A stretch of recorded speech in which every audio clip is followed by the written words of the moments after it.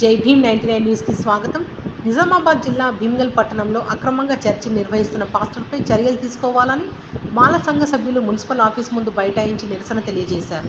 మంచినీళ్ల బావిని కూల్చివేసి అక్రమంగా రోడ్డును కబ్జా చేసి గోడ కట్టి చర్చి నిర్వహిస్తున్న వారిపై చర్యలు తీసుకోవాలని మున్సిపల్ కమిషనర్కి వినతి పత్రం అందజేశారు. ఈ సందర్భంగా సంఘ సభ్యులు మాట్లాడుతూ రోడ్డును బావిని కబ్జా చేసిన ఇజ్రాయెల్ పాస్టర్పై గతంలోని మున్సిపల్ అధికారులకు ఫిర్యాదు చేశామని, దానికి మున్సిపల్ అధికారులు వారం రోజుల్లో గోడను తీసివేయాలని నోటీసులు ఇవ్వడం జరిగిందన్నారు. కానీ నేటికి కూడా ఆ గోడను కూల్చివేయకుండా జాప్యం చేస్తూ తమకు ఇబ్బందులు గురిచేస్తున్నారన్నారు. మున్సిపల్ అధికారులు వెంటనే స్పందించి ఆ గోడను తొలగించాలని మాలకుల సంఘస్థులు డిమాండ్ చేశారు. ఈ కార్యక్రమంలో మాలకులస్తులు పాల్గొన్నారు.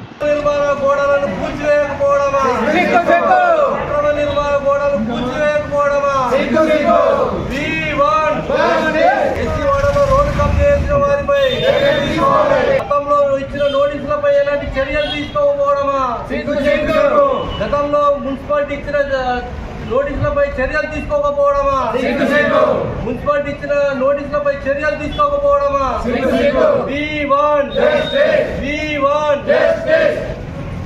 నిజామాబాద్ జిల్లా భీమ్గల్ పట్టణంలోని మున్సిపాలిటీ కేంద్రంలో మున్సిపాలిటీలో 10వ వార్డుకు సంబంధించిన ఒక రోడ్డును అక్రమంగా ఎస్సీలకు సంబంధించిన రోడ్డును బావిని కూల్చేసి అక్రమంగా కబ్జా చేసిన వారిపై చర్యలు తీసుకోవాలని గతంలో మున్సిపల్ అధికారులకు 2022 సంవత్సరంలో దరఖాస్తు చేయడం జరిగింది. అట్టి విషయంలో మున్సిపల్ అధికారులు సదరు వ్యక్తికి ఆ నోటీస్ జారీ చేసి 7 రోజుల్లో జవాబు ఇవ్వాలా అని చెప్పి నాటికి 2 సంవత్సరాలు గడుస్తున్నా ఆ నోటీసుకు ఎలాంటి జవాబు ఇవ్వకుండా ఎస్సీ మనోభావాలను దెబ్బతీస్తూ ఎస్సీలను వంచిస్తూ కబ్జా చేయడం జరిగింది. అదే కాకుండా అక్కడ సంబంధిత ఎస్సీలకు సంబంధించిన భూములు జాగాలను తాత ముత్తాతల నుంచి వస్తున్న భూములకు కూడా మున్సిపాలిటీని అడ్డుపెట్టుకొని అధికారులను అప్పుడు గ్రామ పంచాయతీ అధికారులను మున్సిపాలిటీ అవుతున్న తరుణంలో అడ్డుపెట్టుకొని ఏదో ఒక హౌస్ నంబర్ పెట్టి రిజిస్ట్రేషన్లు చేయించుకొని ఇదంతా నాయిదే, మీది ఎవరిది ఏమి లేదు, మీరు ఎవరైనా వచ్చినట్లయితే మీకు నోటీసులు పంపిస్తానని భయభ్రాంతులకు గురి చేస్తున్నాడు. అదేవిధంగా మేము ఎన్నిసార్లు మున్సిపల్ అధికారుల చుట్టూ తిరిగి చెప్పినా గానీ మున్సిపల్ అధికారులు ఆ రోడ్డుపై ఎలాంటి చర్యలు తీసుకోకపోగా ఈ రోజు భీమ్గల్ మాల సంఘస్థులం అందరమైన మేము అలాంటి ఆ రోడ్డును తొలగించాలని, మాకు రోడ్డు కావాలంటని మున్సిపల్ ముంగట ధర్నాకు దిగడం జరిగింది. మున్సిపల్ అధికారులు అట్టి రోడ్డును పునరుద్ధరించి మాకు న్యాయం చేయాలని కోరుతున్నాం. అంతేకాకుండా మేము గతంలో కొన్ని సంవత్సరాల నుంచి గణేష్ను పెట్టుకోవడం జరుగుతుండే. దానిపై 100కు ఫోన్ చేసి మమ్మల్ని నానా ఇబ్బందులకు గురి చేసిండు. ఆయనకు ఎలాంటి పర్మిషన్ లేకుండా మా ఇండ్ల మధ్యలో చర్చ్ నడిపిస్తున్నాడు.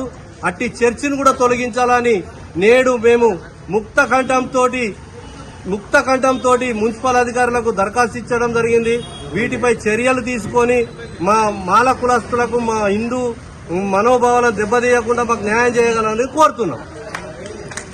మాది భీమ్గల్ పట్టణము, పరసాలింబాద్రి చెల్లెల్ని నేను. పూర్వీకుల నుంచి వచ్చిన మా స్థలాన్ని మరి ఒక వ్యక్తి కబ్జా చేసుకొని మాది కాదు అని చెప్పి దొంగ పేపర్స్ సృష్టించుకొని అనేక రకాలుగా మమ్మల్ని టార్చర్ చేస్తున్నారు. గత 3 సంవత్సరాల నుంచి ఈ సమస్యకు పరిష్కారం లేకుండా మేము అధికారుల చుట్టూ తిరగడం జరుగుతుంది. ఆయన పేరు చొక్కం ఇజ్రాయెల్, పాస్టర్ గా చలామణి అవుతూ భీమ్గల్ ప్రాంతంలో చాలా మంది ఇలాగే మోసాలు చేస్తూ కబ్జా చేసుకుని మరి అనేక ఇబ్బందులకు గురి చేస్తున్నాడు. మా సిస్టర్ ఒక్కతే మరి ఇక్కడ భీమ్గల్ ప్రాంతంలో మా సొంత ఇంట్లో ఉంటుంది. ఆమెను కూడా ఆ స్థలాన్ని నా పేరు మీద మీ అన్నయ్య ద్వారా చేయించి నువ్వు చనిపో, నువ్వు కిడ్నీ పేషెంట్వి కదా, నీకు దేవుడు ఆశీర్వాదం ఇస్తాడు, దేవుని రాజ్యం ఇస్తాడని చెప్పి ఆమెను కూడా చాలా సార్లు ఇబ్బందులు చేయడం జరిగింది. అయినను ఆమె ఎవరికి చెప్పకుండా ఒక పాస్టర్ పేరు చెడగొడితే బాగుండదు, మాటలతోనే ఆయన సరి చేసుకుంటాడేమో ప్రవర్తన అని చెప్పి మేము కూడా గత కొన్ని నెలల నుంచి కూడా మౌనంగా ఉన్నాం. ఎవరికి చెప్పకుండా మా సొంత స్థలం కొరకు ఈ రోజు మేము మీడియా ముందుకు రావడము మున్సిపాలిటీ ఆఫీస్ ముందర ఇది నేను సాక్ష్యం చెప్తున్నాను. మా సొంత స్థలం, కొన్ని సంవత్సరాల నుంచి మేము అనుభవిస్తున్న స్థలం. మరి ఇండ్లలో చర్చిని పెట్టి ఆయన ఆ చర్చ్ స్థాపనకు కూడా అందరూ సహకరించిన వారే. కానీ ఈ రోజు అందరినీ కూడా ఆయన ఇబ్బందుల పాలు చేస్తున్నాడు. మాకు న్యాయం జరిగించాలని మేము మా కుటుంబ పక్షంన మున్సిపాలిటీ అధికారి దగ్గరికి మేము వచ్చి ఉన్నాము. మరి అందరూ ఈ సత్యాన్ని, నిజాన్ని, న్యాయాన్ని మీరు గమనించి మాకు న్యాయం జరిగించాలని మేము కోరుకుంటున్నాం. కేసుకు సంబంధించింది 2002 నుంచి 2001 నుంచి కూడా నడుస్తున్నటువంటి నాకు లేదు. ఇప్పుడు రీసెంట్గా మనకు ఆర్టీ కింద అప్లికేషన్ ఇచ్చాడు. దానికి 15 డేస్లో మనం కూడా సమాధానం ఇస్తాం. ఎందుకంటే ఆ చర్చకు సంబంధించి ఏం జరిగింది, ఏ కట్టాలి, దాని బిల్లు పర్మిషన్ ఉందా లేదా, ఆ విషయం గురించి ఆర్టీని అడుగుతున్నాము. దానికి టైం ఉంటుంది. ఆ టైంలో మనం ఎవరైతే కోరిందో అప్పుడు ఇవ్వడం జరుగుతుంది. ఇది పాత నుంచి నడుస్తున్నారు. కొంతమంది 2002లో కేసు గురించి నోటీస్ ఇవ్వడం జరిగిందట. ఇవన్నీ కూడా ఫైల్ ఓపెన్ చేయించాం.